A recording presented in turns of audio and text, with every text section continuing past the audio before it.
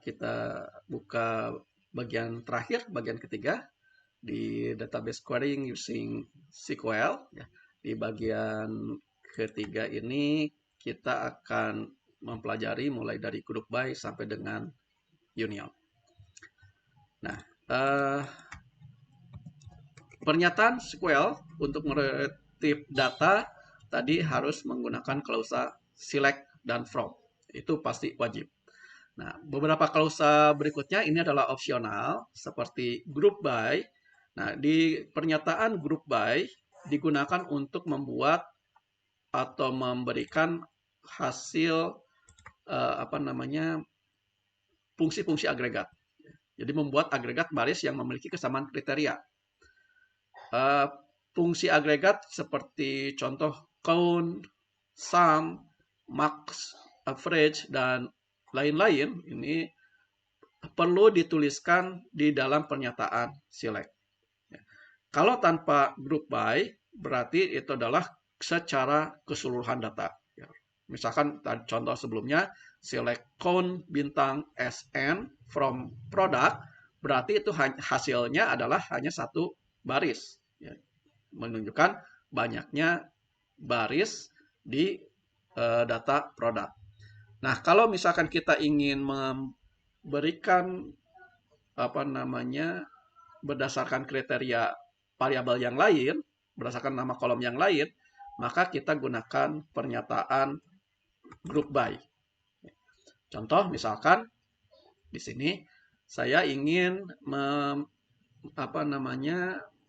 mencari rata-rata unit price atau rataan dari harga produknya untuk masing-masing supplier.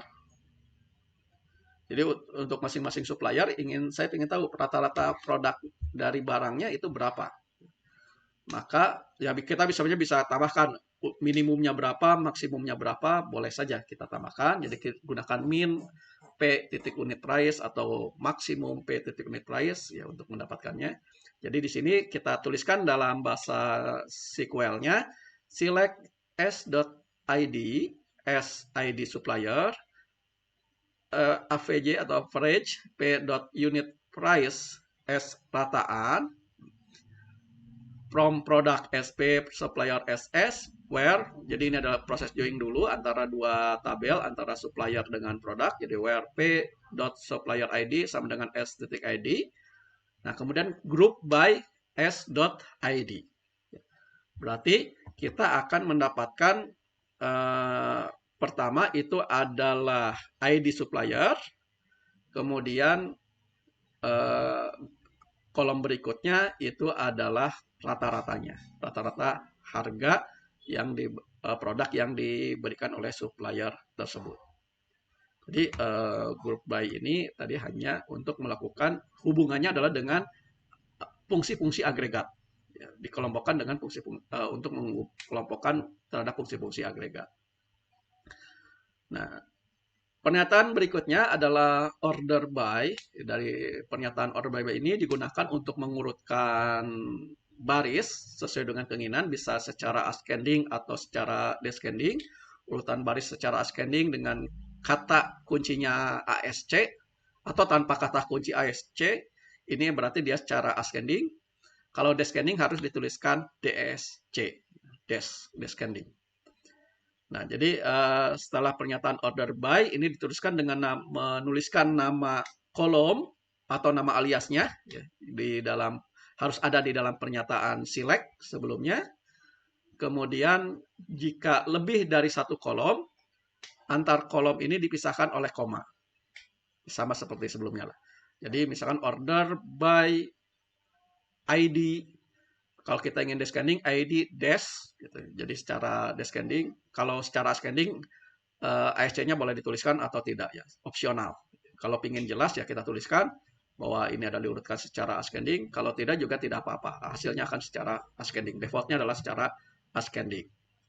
Nah, jadi aturan pengurutannya ASC dan DSC ini dituliskan setelah nama kolomnya, sebelum koma. Nah, sebagai ilustrasi, sebagai contoh, misalkan kita akan mengurutkan berdasarkan ID-nya supplier, tetapi secara descending, maka kita gunakan select s.id, s.id supplier, dan seterusnya. Kemudian di bagian order by-nya itu adalah s.id dash, ya, untuk terurutnya secara descending. Di dalam order by, kolom yang dituliskan di dalam order by ini juga harus ada di dalam pernyataan select. Ya, jadi order by, where, group by ini harus ada di dalam pernyataan select. Walaupun mungkin tidak digunakan, tapi harus ada di dalam pernyataan select. Nah, karena ini diurutkan secara descending, maka kolom pertama itu adalah ID supplier, diurutkannya dari yang terbesar sampai dengan yang terkecil, kemudian diikuti dengan kolom-kolom yang lainnya. Ini kalau misalkan berdasarkan ID, kalau berdasarkan rataannya, ya kita gunakan order by rataan. Jadi rataan ini rata-ratanya, average dari setiap unit price untuk setiap supplier, kita gunakan by rataan descending, maka diperoleh seperti ini. Ini klausa order by. Klausa berikutnya adalah having. Nah, pernyataan having, klausa having ini adalah mirip seperti pernyataan where. Sintaknya sama persis, jadi spirit dan sintaknya sama. Hanya perbedaannya adalah di dalam penggunaannya. Ya. Kalau where yang digunakan itu adalah nama kolom dari tabel atau aliasnya, ya. Jadi tidak ada pengolahan. Kalau having itu adalah hasil dari pengolahan. Jadi perbedaannya itu apakah field yang digunakan itu adalah langsung dari tabelnya atau dari pengolahan menggunakan fungsi ataupun yang lainnya. Kalau menggunakan fungsi berarti kita nyatakan di dalam having, dalam pernyataan having. Kalau dia langsung mengambil dari tabelnya, maka kita nyatakan dalam pernyataan where. Jadi contoh, contohnya, select s.id s.id supplier. Jadi kolom pertama itu adalah diberi nama ID supplier di sini. Kemudian kolom kedua diberi nama rataan, hasil dari perhitungan average per unit price. From product supplier where ini, ya ini untuk ininya. Nah, kemudian kalau kita gunakan rataan di where, ini rataan ini adalah hasil pengolahan dengan average. Kalau kita nyatakan rataan ini di where, maka dia akan diberikan error bahwa ada salah penggunaan. Sehingga caranya adalah bukan di where, tetapi kita gunakan having. Having rataan lebih besar dari 30. Maka akan didapatkan kriteria ini yang rataannya di atas 30. Nah, ini jadi having ini spirit dan sintaknya sama persis dengan where. Hanya penggunaannya berbeda. Kalau where itu dengan kolom secara langsung, kalau having itu adalah dari pengolahan kolom. Selanjutnya pernyataan limit. Pernyataan limit ini digunakan untuk membatasi banyaknya baris yang ditampilkan. Artinya adalah kalau misalkan kita gunakan select bintang from suatu tabel yang sangat besar sekali, ya, maka dia akan panjang. Gitu. Padahal mungkin tujuan kita hanya untuk melihat ini tabel apa sih. Gitu. Maka kita bisa tambahkan limit. Jadi limit, argumen dari limit ini bisa dituliskan hanya satu bilangan integer, ya, bilangan asli, atau bisa juga dua bilangan asli, pakai di koma. Jadi kalau limit 10, berarti artinya mengambil hanya 10 yang pertama. Tapi kalau kita ingin mengambil limit di baris ke-2 sampai dengan baris ke-10, maka kita gunakan limit 1, sekian. Jadi contoh misalkan ilustrasi untuk penggunaan limit ini, produk ini ada 77 baris, ya, jadi select bintang from product ini akan menampilkan sebanyak 77 baris. Nah, kalau kita ingin batasi sebanyak 3, yang baris 3 baris pertama kita bisa gunakan select bintang from product limit 3. Berarti hanya 3 baris pertama yang diambil atau di retrieve. Tapi kemudian kalau kita ingin mengambil 3 baris pertama, maka kita gunakan select bintang from product limit 0,3. Berarti mengambil mulai dari baris 1, 2, dan akhirnya adalah baris ketiga. Jadi sebanyak 3 baris maksudnya. Ya, ada tiga data yang diambil. Mulainya adalah dari, kalau limitnya 0,3 berarti mulainya dari 1 sebanyak 3 baris. Kemudian select bintang from product limit 3,5 berarti adalah mengambil mulai dari baris keempat sebanyak 5 baris. Jadi limit 3,5 berarti 4, 5, 6, 7, 8. Jadi ada 5 baris. Nah, selanjutnya klausa atau pernyataan join. Ini pernyataan join ini di beberapa RDBMS ada yang diimplementasikan dengan banyak, ada juga yang hanya ANSI-nya saja. Jadi karena di dalam bahasa SQL ini adalah menghubungkan beberapa tabel, nah kita bisa gunakan tadi pernyataan where untuk menggabungkan tabel satu dengan tabel yang lain, tetapi juga kita bisa gunakan pernyataan join yang lebih efisien. Jadi tabel yang akan dihubungkan ini tentunya harus memiliki kolom key yang sama, ID yang sama, ya, harus sama. Namanya boleh berbeda, tetapi karakteristiknya sama. Kalau karakter dengan karakter, integer dengan integer, dan lain sebagainya. Jadi pernyataan join ini digunakan untuk menghubungkan antar tabel-tabel. Nah, secara umum tipe join yang digunakan ini ada join saja atau inner join. Ini artinya kedua tabel ini yang akan diperoleh hasilnya memiliki di keduanya ada nilai yang sama. Kalau nilainya berbeda ini tidak akan ditampilkan, tidak akan diperoleh. Jadi join atau inner join berarti dia dua-duanya diperoleh. Di tabel A ada, di tabel B juga ada. Nah, kalau left join berarti di left join antara tabel A dengan tabel B berarti semua tabel A, tetapi yang tabel B hanya diambil yang memiliki keterkaitan di tabel A. Jadi hanya di tabel B-nya hanya sebagian aja. Jadi kalau tidak ada ya berarti kosong. Kalau right join ya sebenarnya kebalikannya dari left join, dan ini mungkin tidak semua diimplementasikan untuk right join, seperti di SQLite ini juga tidak diimplementasikan untuk right join.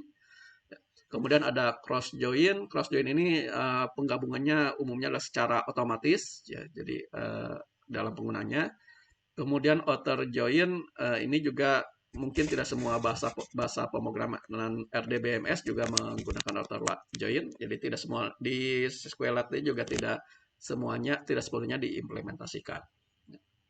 Jadi kalau misalkan kita menggunakan salah satu RDBMS dan menggunakan bahasa join, mungkin sewaktu akan dipindahkan ke RDBMS yang lain, mungkin perlu sedikit diredefinisi, ya. Jadi ada beberapa mungkin sedikit yang berbeda.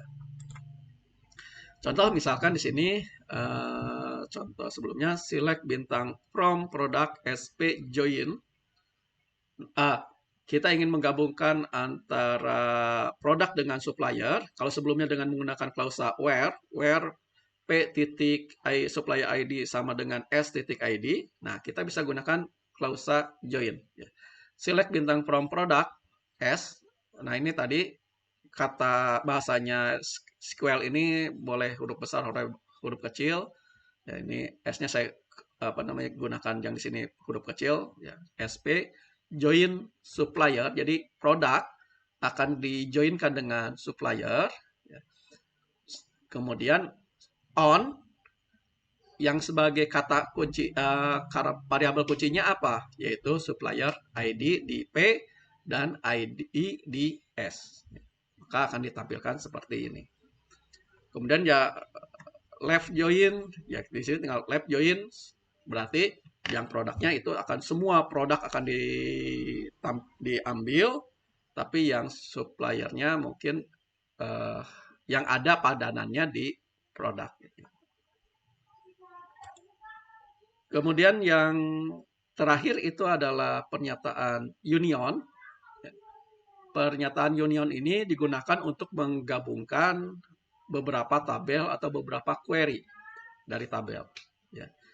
Jadi ya tentunya untuk menggabungkan ini harus memiliki kesamaan fieldnya atau kolomnya. Jadi kolom-kolomnya harus sama.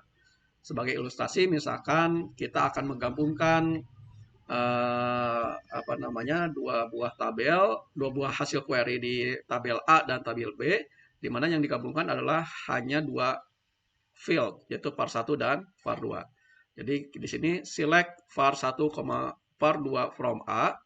Ini boleh pakai kurung atau tidak, mungkin akan lebih mudah membacanya diberikan tanda kurung. Ya. Kemudian union harus baris baru, ya, harus dinyatakan dalam baris baru. Kemudian berikutnya baris baru lagi select var1, var2 from B. Kalau masih ada union, jadi titik komanya berarti baris baru union, misalkan select select var1, var2 from C, dan kalau sudah selesai akan digabungkan baru diakhiri dengan titik koma. Nah, jadi untuk menggabungkan ini dengan proses union ini ya tidak hanya dua tabel yang digabungkan, tetapi juga bisa banyak tabel. Tetapi syaratnya adalah setiap kolom memiliki nama yang sama. Jadi kalau namanya berbeda, dia akan tidak berjalan. Oke, demikian mungkin akhir dari materi pertemuan kedua ini. Minggu depan kita akan masih membicarakan tentang DBMS ini, tetapi mungkin juga kita akan implementasikan atau menggunakan software R. Ya. Jadi di mata kuliah Sains Data ini yang akan kita gunakan itu adalah software R. Dan untuk memudahkan latihan bahasa SQL ini, tadi saya sarankan boleh menggunakan SQLite, bisa menggunakan MySQL, bisa menggunakan PostgreSQL, atau menggunakan Oracle kalau punya juga silakan. Kalau punya Microsoft SQL Server juga boleh. Atau kalau menggunakan Microsoft Access pun ada. Ya, kita juga bisa menggunakan bahasa SQL-nya. Tapi jadi dengan cara kita melatih program bahasanya, ini akan lebih mudah di dalam pemrograman berikutnya. Oke, demikian saya rasa untuk pertemuan hari ini saya tutup. Billahi taufik wal hidayah. Wassalamualaikum warahmatullahi wabarakatuh.